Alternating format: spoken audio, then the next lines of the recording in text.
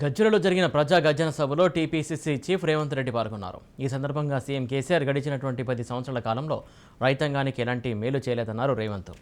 అబద్ధాలు మాయమాటలతో మోసం చేస్తున్నాడని కేసీఆర్ను విమర్శించారు. తెలంగాణ రైతాంగానికి 24 గంటల నాణ్యమైన ఉచిత విద్యుత్ ఇచ్చి ఉంటే విద్యుత్ సబ్స్టేషన్లోని లాక్ బుక్లో చూపించడన్నారు. 24 గంటల విద్యుత్ రైతాంగానికి ఇచ్చి ఉంటే కాంగ్రెస్ పార్టీ తరఫున నామినేషన్లు వేయమని, ఓట్లు బీఆర్ఎస్ పార్టీకి వేయించుకోమని సవాల్ విసిరారు. ఒకవేళ 24 గంటలు రైతాంగానికి నాణ్యమైన ఉచిత విద్యుత్ ఇవ్వలేదని రుజువైతే గద్వాల బస్టాండ్ ఎదురుగా ముఖ్యమంత్రి కేసీఆర్ చెంపలు వేసుకోవాలని సవాల్ విసిరారు రేవంత్ రెడ్డి. మేము నిర్మించిన ఆర్టీఎస్ వల్ల కష్టాలు వచ్చినాయా? కల్వకుర్తి, భీమా, నెట్టంపాడు, కోయిల్ సాగర్ ప్రాజెక్టులు మేము నిర్మించడం వల్ల ఈ ప్రాంతానికి కష్టాలు వచ్చినాయా అని నేను అడుగుతున్నా. ఇవాళ ఆయన అంటున్నాడు కాంగ్రెస్ పార్టీ వస్తే 24 గంటల ఉచిత విద్యుత్ ఉండదని.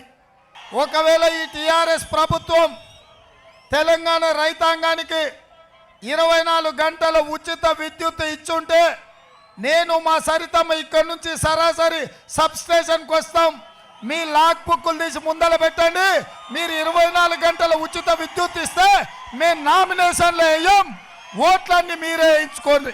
ఒకవేళ మీరు 24 గంటల విద్యుత్ ఇవ్వకుండా 8 నుంచి 10 గంటలు కూడా నాణ్యమైన విద్యుత్ ఇవ్వకపోవడం వల్ల ఈరోజు ఈ ప్రాంత రైతులు కష్టాలు ఎదుర్కొంటున్నారు.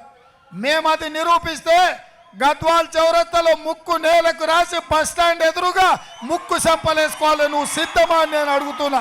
ప్రభుత్వం ఏర్పడ్డ రోజు మొదటి రోజే ఎల్బీ స్టేడియంలో ప్రమాణ స్వీకారం రోజే రైతులకు 9 గంటల ఉచిత విద్యుత్తుతో పాటు రైతుల మీద ఉన్న విద్యుత్తు బకాయిలను 1200 కోట్లు రద్దు చేయడమే కాకుండా